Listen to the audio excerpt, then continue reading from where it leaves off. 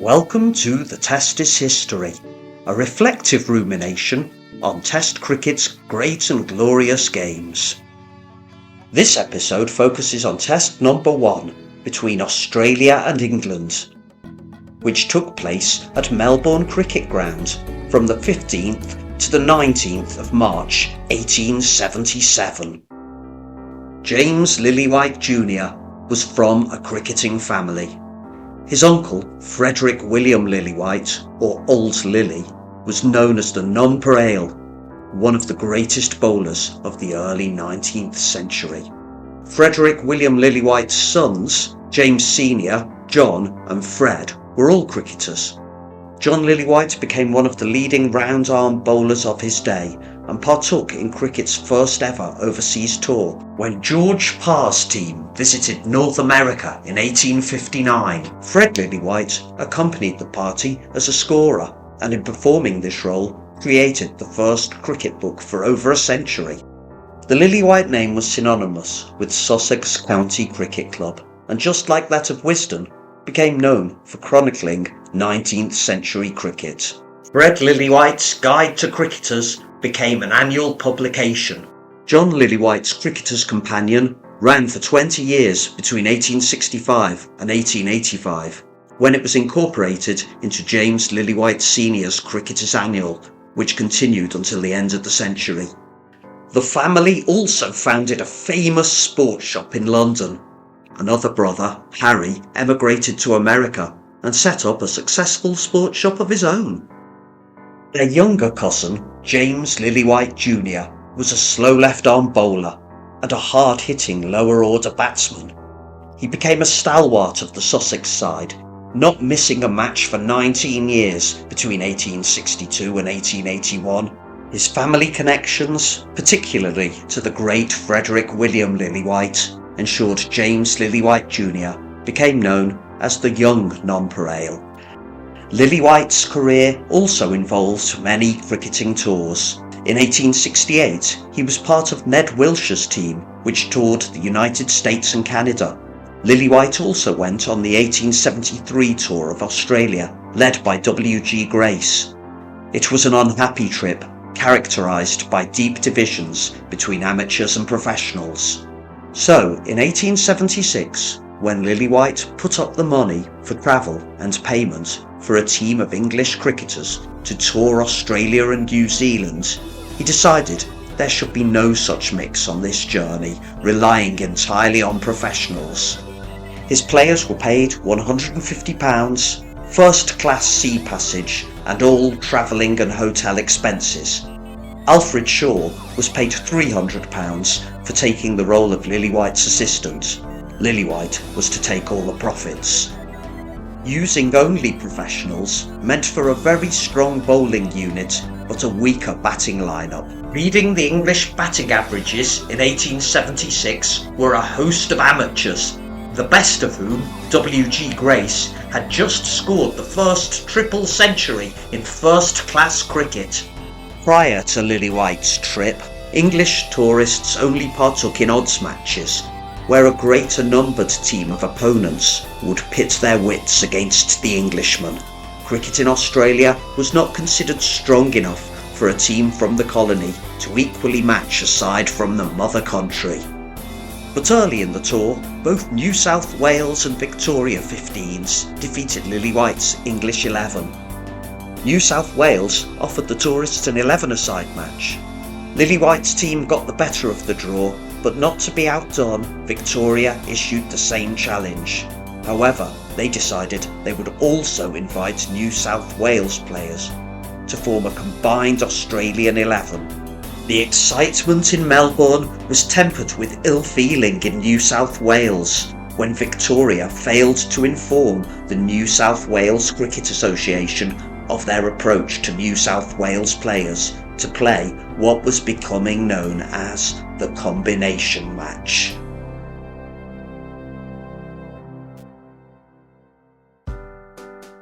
In the meantime, the English tourists crossed over to New Zealand to play odds matches. In one such match at Christchurch, England wicketkeeper Ted Pooley had a bet accepted by a man named Ralph Donkin that he would forecast the score of each member of the Canterbury 18. Taking 20-1 in shillings, he nominated ducks for each player. With several of the Canterbury team failing to score, Pooley stood to make a tidy profit. Donkin accused Pooley of trickery and a scuffle ensued. Pooley and England's baggage man, Bramall, were later arrested.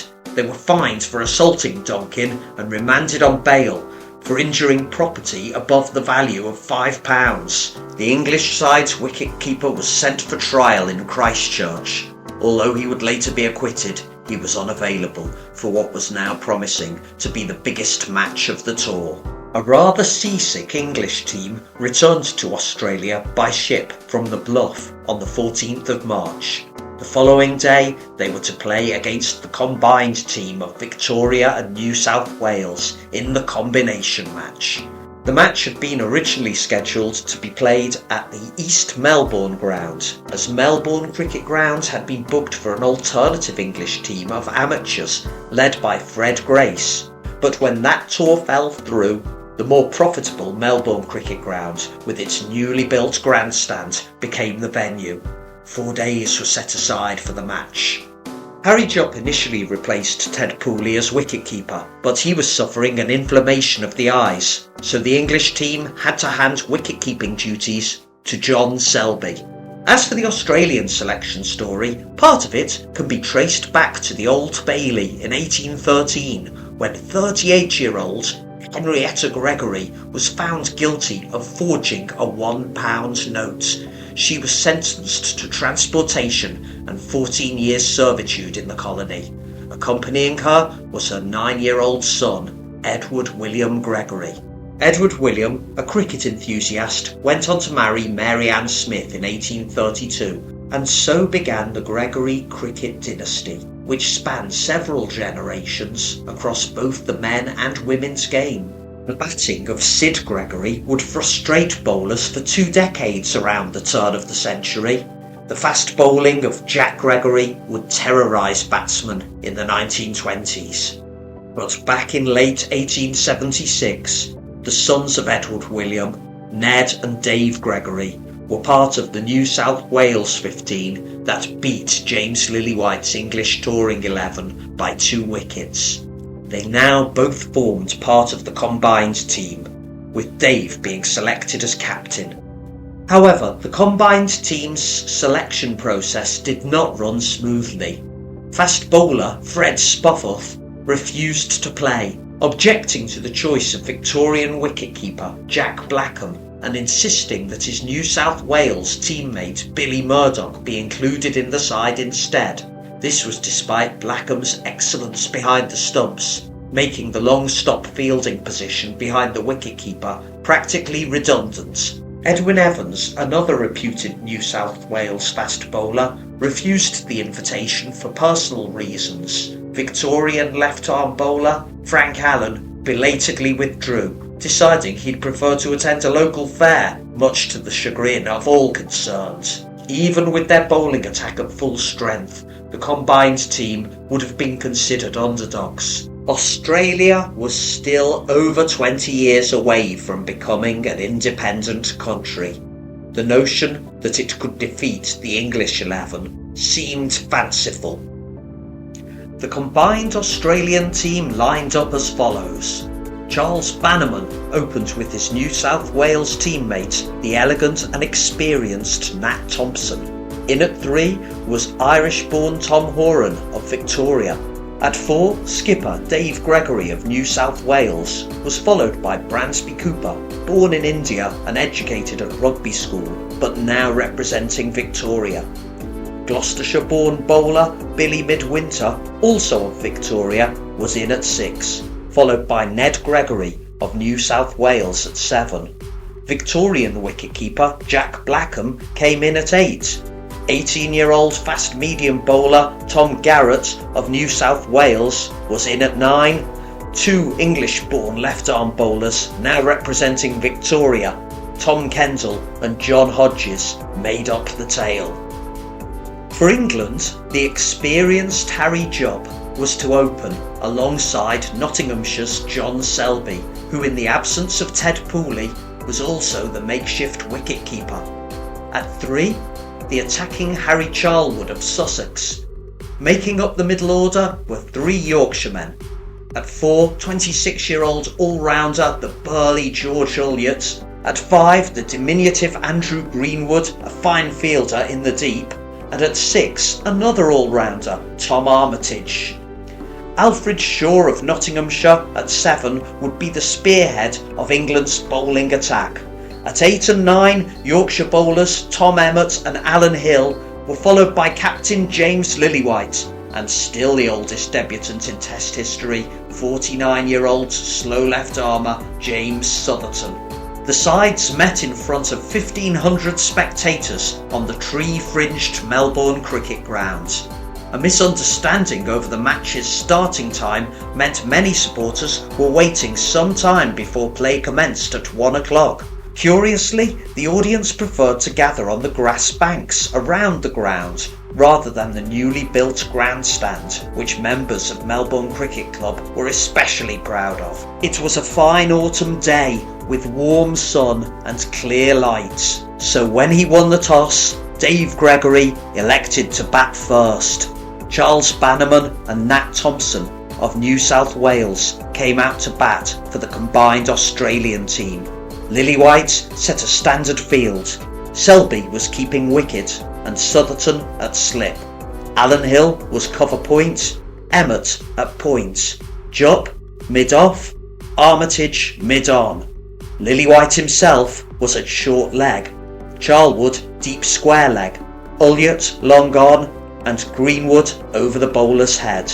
England's Alfred Shaw stepped forward to bowl the first ball in Test match history to Australia's Charles Bannerman. The second ball saw Bannerman score the first run.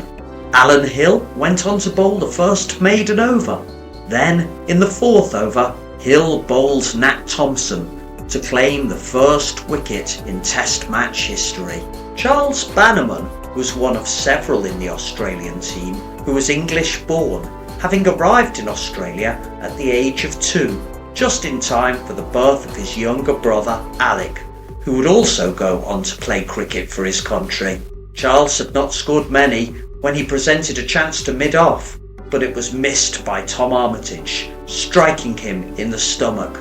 In fairness to Armitage, he was still recovering from events in New Zealand, which included an episode where a horse-drawn carriage he was travelling in could not cross Utira Gorge, and he had been left to carry a female passenger across waist-high water. Exhaustion from seasickness meant he could barely stand on the morning of the match. But his misfield meant Bannerman had been given a life, and England would come to rue the wasted opportunity. Bannerman began to bat with freedom, while Tom Horan concentrated on defence. At 30 for 1, Lillywhite instructed his bowlers to change ends. After bowling the first maiden and taking the first wicket, Alan Hill took the first catch in Test cricket. Tom Horan played a back-foot shot to a short ball from Alfred Shaw, which found Hill at 3rd man. Horan was out for 12 and Australia were 40 for 2. 1 run later and Dave Gregory suffered the first run out. After taking a single off Alan Hill, he came back for a second, but failed to make his grounds. An hour had been played and the combined team were 41 for 3. The luncheon interval followed. After lunch, Bransby Cooper joined Charles Bannerman at the crease, becoming the first Indian-born cricketer to play in a Test match. Raised in England, Cooper had previously played for Middlesex and Kent before settling in Australia. Alongside the free-scoring Bannerman, the experienced Cooper achieved the first half-century partnership in Test cricket. George Ulyett, who'd had no success since replacing Alan Hill, was swapped for James Southerton. When Bannerman scored 2 fours in an over off Alfred Shaw, Lillywhite decided a change of tactics was in order. To this end, he brought on Tom Armitage, who attempted to confuse Bannerman with a series of underhand lobs. Armitage sent a full toss far over Bannerman's head and a wide was called. He followed this with a grubber rolled along the ground to the mirth of the crowd and indeed Bannerman, who took 10 runs from his opening over. Lillywhite relieved Armitage of bowling duties and brought himself on. Australia had passed 100. Bannerman and Cooper put on 77 for the 4th wicket when Cooper was clean bowled by James Southerton for 15. Southerton might have been 49 years old, but he had taken 100 wickets each English season for 10 consecutive years. His slow left-arm bowling was proving effective in Australian conditions. The combined team were 118 for 4, and in at 6 was Billy Midwinter, who struggled against Lillywhite. He then attempted a big hit off Southerton and was caught on the boundary by Elliott for 5. The score was 142 for 5. Despite the fall of wickets, Charles Bannerman continued to score quickly. He was next joined by Ned Gregory, the brother of captain Dave Gregory. Ned would later become curator of Sydney Cricket Ground and inventor of the modern scoreboard to be commonly used in Australian cricket grounds. Ned Gregory faced Lillywhite and went on the offensive with a straight drive. But it fell to Greenwood at long on, meaning that Ned Gregory became the first Test match batsman to be dismissed for a duck. It was 143 for 6. In came Jack Blackham, Australia's wicketkeeper, whose cross-bat style caused indignation amongst the purists. But Australia passed 150, and Lillywhite replaced himself with Tom Emmett. It was then that Charles Bannerman passed 100, becoming the scorer of the first ever Test match century, to the applause of the crowd. At the close of play, Australia had reached 166 for 6, with Bannerman accounting for 126 of those runs. Jack Blackham was also not out on 3. The crowd had swelled to 4,500, most of them on the grass bank rather than the MCG's grandstand. After the players left the field of play, the two teams enjoyed an evening at the opera.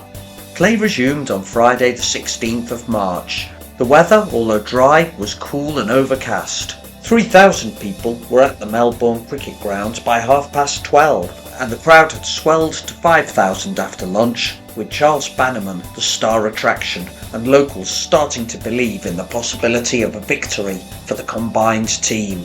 Emmett and Southerton opened the bowling for England with 2 maidens each before Bannerman began scoring. Blackham had started to settle into Emmett, hitting him for 2 fours, but had a narrow escape off Southerton, passing over Armitage at mid-on. Shaw had replaced Emmett when Jack Blackham was bowled off the pads by Southerton for 17, making it 197 for 7. In at 9 was Tom Garrett, and he batted well, bringing up the 200 with a snick off Southerton, and then 210 with a cut for 4 off Shaw. Both Bannerman and Garrett were now on the attack, and England called upon George Elliott to stem the flow of runs.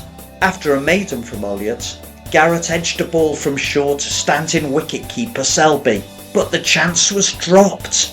England were missing the incarcerated Ted Pooley. Bannerman scored a 4 to bring the score to 230. It was time for lunch. Another boundary from Bannerman followed when play resumed, this time off Elliott. Known as Happy Jack, the likeable and powerful George Elliott bowled with a very high delivery, generating tremendous pace, and could make the ball rise quickly with a strong break. On hard wickets, he was known for his bumpers, and this is how he responded. One such ball was to split the middle finger on Bannerman's right hand. Bannerman was forced to retire hurt, unbeaten on 165, a mammoth innings which took 285 minutes and included 18 fours. His proportion of runs to his team's innings stands as a test record into the 21st century. Given that Bannerman was playing without precedent or experience, there is a strong case for his performance to be considered as the defining innings of Test cricket. The English team agreed it was the best they'd seen. Without Bannerman, the Australian innings fell apart. After driving Elliott for 3, Tom Kendall was dislodged by Shaw, caught by Southerton in the slips for 3. Garrett took 2 from Olliott before Shaw bowled John Hodges for a duck. Australia were 245 for 9, but with Bannerman unfit to resume, they were effectively all out. The established English bowlers, Shaw and Southerton, had taken 3 wickets each. The wicket was rolled for a few minutes. At 3:30, the Australians came out to field, with W. Newing acting as a substitute fielder for the injured Bannerman. Dave Gregory set Australia's field, putting himself and Newing in the long field. Cooper was at point, Horan at cover, Kendall at short leg, Ned Gregory at slip, Garrett at mid-off, Thompson at mid-on, and Midwinter at long-on. 21-year-old John Hodges became Australia's first Test match bowler. The round-arm left-armer had been promoted to the side in the absence of Spofforth, Evans and Allen. He was known for his accuracy and with a pronounced natural break, although he was also inclined to bowl short of a length. Facing him as England's first Test match batsman was Harry Jupp, with John Selby at the non-striker's end. Harry Jupp had scored 1,000 first-class runs in an English summer 8 times, and his record in that period put him second to W.G. Grace. Although some reports suggest he trod on his wicket when facing Billy Midwinter before scoring, he remained not out to the consternation of some in the crowd. Jupp got off the mark with a cover drive for 2 off Hodges. There followed a succession of singles before Jupp hit his first boundary to a Hodges long hop. Jupp's fellow opener, Selby, the Nottinghamshire batsman, had suffered difficulties, having been forced to fulfil wicket-keeping duties. He made just 7 when John Hodges had the honour of taking the first wicket for Australia in Tests. Selby was caught by Bransby Cooper, and England were 23 for 1. Harry Charlwood, known as the Hope of Sussex, came in. He had finished 7th in the English batting averages in 1876 and made most of the runs in a 56-run partnership with Jupp for the 2nd wicket. Charlwood was caught by wicketkeeper Blackham off the bowling of Billy Midwinter for 36. George Ulliott made 10 before he was trapped LBW by Nat Thompson.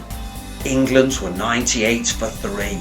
Andrew Greenwood helped edge the English team to 3 vigours before he was caught by Ned Gregory off the bowling of Midwinter for just 1. England were 109 for 4 with Harry Jupp 54 not out at close of play on the 2nd day, making him the first English player to score a half-century in a Test match. And so on to the 3rd day's play. The sun was shining on Saturday the 17th of March. After missing the chance to dismiss Centurion Charles Bannerman, Tom Armitage made a wager with his captain Lillywhite that he'd make a 50. It wasn't to be. Armitage made 9 before he snicked a catch to Blackham off the medium-paced bowling of Billy Midwinter, leaving England 121 for 5. In came Alfred Shaw, who began his career as a batsman, before, despite his relatively short height, finding his calling as one of the greatest bowlers of his day. England went past 130 when Shaw scored 3 from Kendall, but he was then clean bowled by Midwinter for 10. England were 135 for 6. Batting at number 8 was Tom Emmett, who was a capable defensive batsman. Dave Gregory replaced Kendall for Tom Garrett, who slowed England down with a maiden over. Then Garrett made the crucial breakthrough for Australia. He trapped Harry Jupp LBW for 63. Jupp had faced 241 balls for this score. It was a relatively free-scoring innings by Jupp's standards. No wonder the Surrey batsman's solid defensive technique had earned him the sobriquet Young Stonewaller. The fall of Jupp meant that the English tail was now exposed. Alan Hill came to the crease with England 145 for 7. That quickly became 145 for 8. Tom Emmett was bowled by Midwinter for 8. Billy Midwinter had made history, the first bowler to take 5 wickets in an innings in a Test match. Standing at almost 6'3", the 26-year-old all-rounder could spin the ball at medium pace. He was also considered an excellent fielder. Born in Gloucestershire, he emigrated to Australia and became a professional at Melbourne. He was to return to Gloucestershire to join forces with W.G. Grace, becoming Gloucestershire County Cricket Club's first professional. Despite batting in the lower order, the skipper James Lillywhite was a decent left-hander.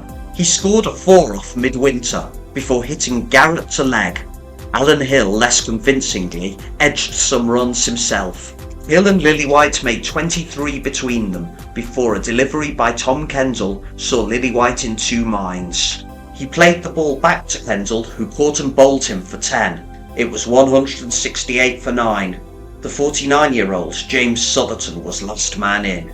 He was a hard-hitting batsman who was accused by W.G. Grace of shutting his eyes while batting. He quickly presented a chance to Midwinter, who missed it. Soon afterwards it was lunch. England were 170 for 9. After lunch, Alan Hill, despite being a modest batsman, began to play with flourish. He hit a fine 4 off Midwinter to bring England to 190. Hill had made 35 from 47 balls before he ran out of partners. Last man James Southerton was caught by Bransby Cooper off the bowling of Tom Garrett for 6.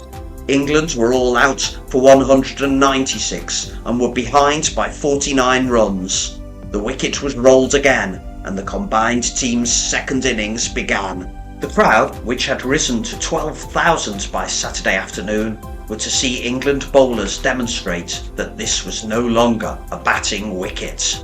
Charles Bannerman was playing with his hand bandaged from the injury that caused him to retire hurt in the first innings.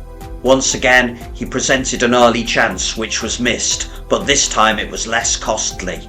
Despite being incapacitated, Bannerman still managed to drive Shaw for 4, but seemed unsurprisingly nervous of Ulyart's bumpers and was soon bowled by Ulyart for 4.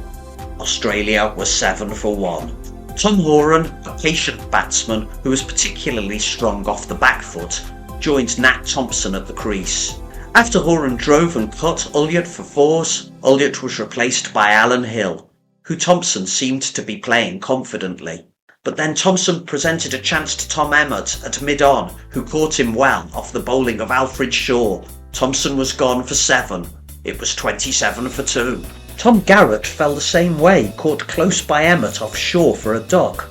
Alfred Shaw was giving the Australians great difficulties, with his deliveries breaking both ways. It was 31 for 3, and Bransby Cooper came to the crease. No more runs had been scored when makeshift wicketkeeper Selby caught Tom Horan off the bowling of Alan Hill for 20. Billy Midwinter came in with the score at 31 for 4. Then Bransby Cooper had his middle stump removed by Alfred Shaw. Australia were 35 for 5, and the mood of the crowd was no longer as buoyant. Ned Gregory was in at 7 and along with Billy Midwinter helped steady things for Australia. But by this point it was a bowler's game. Despite Midwinter being known as a hard-hitting batsman, scoring was slow, but the combined team passed 50. Ulyart replaced Hill in the bowling attack and bowled one of his bumpers to Gregory, who lifted it into the grateful hands of Tom Emmett at point. Ned Gregory was out for 11 and the combined team were now 58 for 6. The combined team's 23-year-old wicketkeeper Jack Blackham was in at 8 and resisted for a while, but fell LBW to Shaw for 6, leaving the score at 71 for 7. The skipper, Dave Gregory, joined Billy Midwinter in the middle, but then another rising ball from George Ulyart struck Midwinter on the finger and fell to James Southerton at short leg.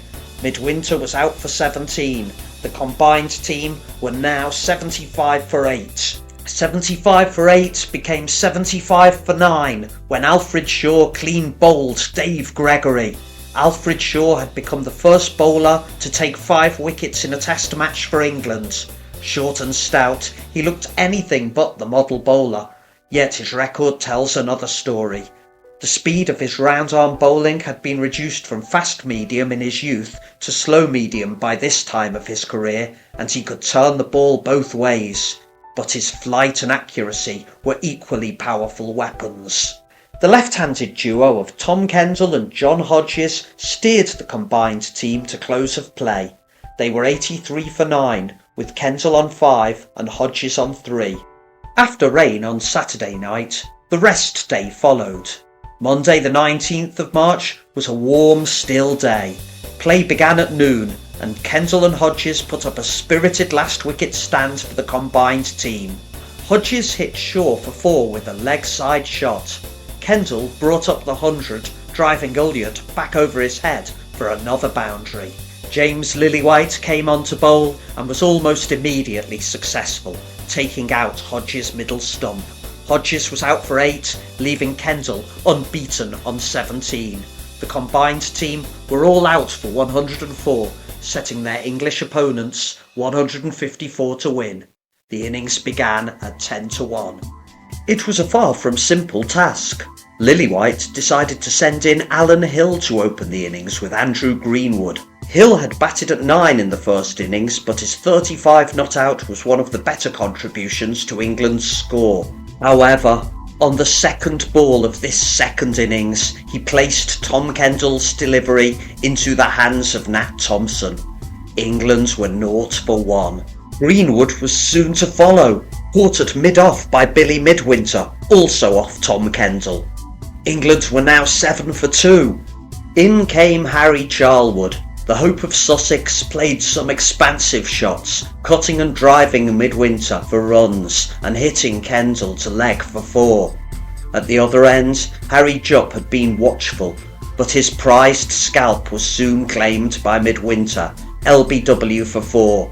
England were 20 for 3. Kendall bowled Harry Charlwood for 13. England were now 22 for 4. The miracle of victory for the combined team was becoming a possibility. However, John Selby hit Kendall for 4 to leg, and a drive by George Ulyett took England to 30. A snick from Ulyett off Kendall for 3 took the score past 40. Dave Gregory began bowling in place of Midwinter, but a Selby shot for 2 saw England to 50 by the late lunch interval. At 2:20, play resumed and England passed 60. The hopes of the spectators had begun to wane, but then a crucial breakthrough. Ulyett was beaten by a fine ball from Kendall.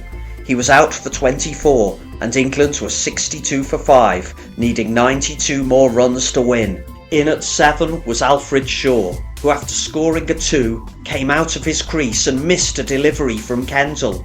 The prince of wicketkeepers, Jack Blackham, made an excellent stumping. England were 68 for 6. Batting at 8, Tom Armitage scored a 2 off Midwinter to take the score to 70. Selby hit Kendall to leg for 4. A Selby drive for 3 brought England to 80. They were over halfway to their target. The combined team still needed 4 wickets. Selby drove again back over the head of Midwinter before 3 byes brought England past 90. Dave Gregory decided to change the bowling and John Hodges came on for Kendall. It proved to be the right decision. Selby misjudged Hodges' ball, presenting an easy chance to Tom Horan. Selby had appeared to be England's most confident batsman, but he was now out for 36. England were 92 for 7, 61 runs adrift. The combined team were 3 wickets away from a famous victory. Tom Emmett came in. He and Armitage played cautiously, batting out maidens from Hodges and Kendall, who had changed ends. Only 1 run had been added to the score when Armitage nicked a delivery from Kendall, which was brilliantly caught behind the wicket by Jack Blackham. It was 93 for 8. Skipper James Lillywhite was in at 10. He hit 2s off Kendall, while Emmett scored a lucky 3 from Hodges to bring England to 3 figures. But then the England captain's stumps were removed by John Hodges. England were 100 for 9. The crowd of 3,000 Australians watched in joyful disbelief. 49-year-old James Southerton was last man in. Tom Emmett cut Kendall for 2 and Southerton drove Hodges for 1. but the combined team were not to be denied. Tom Kendall's slow to medium pace left-arm bowling had already accounted for 6 England second innings wickets. He was considered perhaps the best Australian bowler to never have toured England, despite it being the country of his birth. Now it was up to Kendall to finish off the victory. Emmett played a ball from Kendall onto his wicket. He was out for 9. England were 108 all out. Tom Kendall had finished with 7 wickets for 55 runs, and the combined team had done the unthinkable. They had won the match by 45 runs. It is only retrospectively that this match has been recognised as the first Test match. For the Australians, it had been an unprecedented success. The rivalries between Victoria and New South Wales had been put aside, and the combined team had worked together with the uttermost harmony and goodwill, according to the Australian. The Australian 11 were presented with a gold watch by the Victorian Cricketing Association, with Captain Dave Gregory getting a slightly larger one, and public subscriptions were raised for Bannerman, Kendall and Blackham. While Blackham went on to enjoy a long and successful international career, this match proved the pinnacle for Bannerman and Kendall.